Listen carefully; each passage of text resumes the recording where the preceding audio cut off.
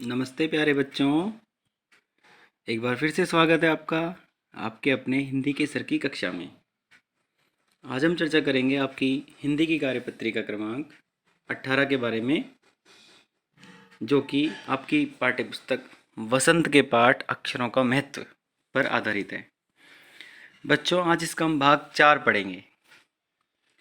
बच्चों, पिछली कार्यपत्रिका में हमने पढ़ा कि लेखक गुणाकर मुले ने अक्षरों के इतिहास के बारे में बताया है कि आदमी ने जब से लिखना शुरू किया तब से इतिहास आरंभ हुआ। किसी भी कौम या देश का इतिहास तब से शुरू होता है जब से आदमी के लिखे हुए लेख मिलने लग जाते हैं। अब आगे, अतः हम देखते हैं कि यदि आदमी अक्षरों की खोज नहीं करता तो आज हम इतिहास को नहीं जान पाते। हम यह नहीं जान पाते कि पिछले कुछ हजार सालों में आदमी किस प्रकार रहता था, क्या क्या सोचता था, कौन कौन राजा हुए आदि। अक्षरों की खोज मनुष्य की सबसे बड़ी खोज है। अक्षरों की खोज करने के बाद ही मनुष्य अपने विचारों को लिखकर रखने लगा। इस प्रकार एक पीढ़ी के ज्ञान का इस्तेमाल दूसरी पीढ़ी करने लगी। अक्षरों की खोज के बाद पिछले 6000 सालों में मानव जाति का तेजी से विकास हुआ। यह महत्व है अक्षरों का और उनसे बनी हुई लिपियों का। अतः हम सबको अक्षरों की कहानी मालूम होनी चाहिए। आज जिन अक्षरों को हम पढ़ते हैं वे कब बनाए गए, कहाँ बने, किसने बनाए, यह जानना जरूरी भी है। बच्चों, प्रश्नोत्तर पर चर्चा करते हैं। सोचकर लिखिए कि अक्षरों की खोज से मनुष्य को क्या लाभ हुए। इस बारे में आप विचार कीजिए। अभी हमने पढ़ा है कि मनुष्य को अक्षरों की खोज से क्या क्या लाभ हुए, जैसे कि मनुष्य अपने विचारों को लिखकर रखने लगा, एक पीढ़ी का ज्ञान दूसरी पीढ़ी तक स्थानांतरित हुआ, हम साक्षर हो गए, हमारे ज्ञान में वृद्धि हुई। इस प्रकार के अनेक लाभ मनुष्य को प्राप्त हुए। प्रश्न 2, यदि अक्षरों की खोज न होती तो क्या होता। हम इस प्रश्न का उत्तर ऊपर वाले प्रश्न को पहले प्रश्न का उल्टा करके दे सकते हैं। यानी जो जो लाभ हुए वो हमें लाभ नहीं होते, हम निरक्षर रहते, हम अपना ज्ञान एक दूसरे को हस्तांतरित नहीं कर पाते आदि। सॉरी। प्रश्न क्रमांक 3, लिखित और मौखिक भाषा के लाभ आने के विषय में अपने दोस्तों से बातचीत करके लिखिए।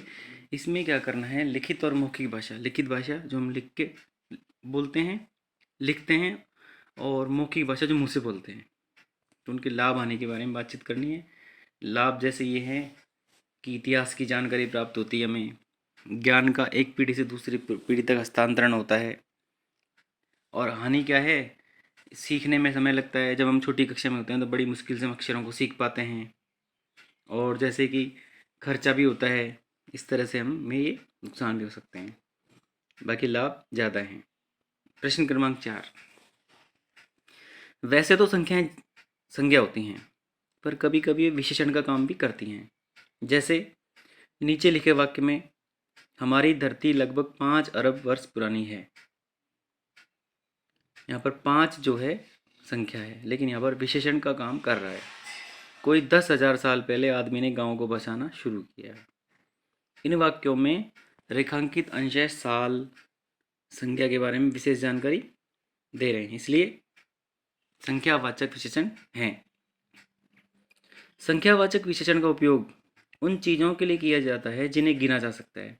जैसे 4 संतरे, तो संतरे का विशेषण, 5 बच्चे, 3 शहर आदि। लेकिन अगर किसी चीज़ को गिना नहीं जा सकता, उसके साथ संख्या वाले शब्दों के अलावा माप तोल का इस्तेमाल करते हैं। जैसे 3 जग पानी, 1 किलो जीरा, तो ये हो गया, ये जो है गिनने वाली संख्या, गिनने वाला विशेषण, और ये नहीं गिनने वाला मात्रात्मक। तो संख्यात्मक या मात्रात्मक। यहाँ रेखांकित भाग परिमाणवाचक, परिमाण अर्थात मात्रा, इनका संबंध मापतोल से है। अब नीचे जो लिखा है उसे पढ़ें और रिक्त स्थान में दिए गए मापतोल के उचित शब्द छांट कर लिखिए। जो गहरे काले अक्षरों में आपको शब्द दिए हैं, प्याला, कटोरी, एकड़, मीटर, लीटर, किलो, ट्रक, चम्मच, इन्हें नीचे गए खाली स्थानों में भरना है। 3 डैश खीर, इसमें आएगा कटोरी, 3 कटोरी खीर। 2 डैश जमीन, 2 एकड़ ज़मीन। 6 डैश कपड़ा मीटर, 6 मीटर कपड़ा।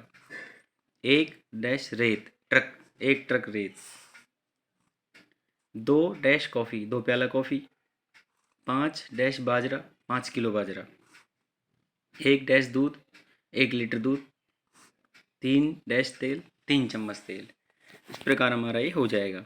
बच्चों, ऊपर की गई चर्चा में आपको कोई समस्या आती है तो आप नीचे दिए गए उत्तरों की सहायता अपना काम करने में, अपनी कार्यपत्रिका पूरी करने में ले सकते हैं।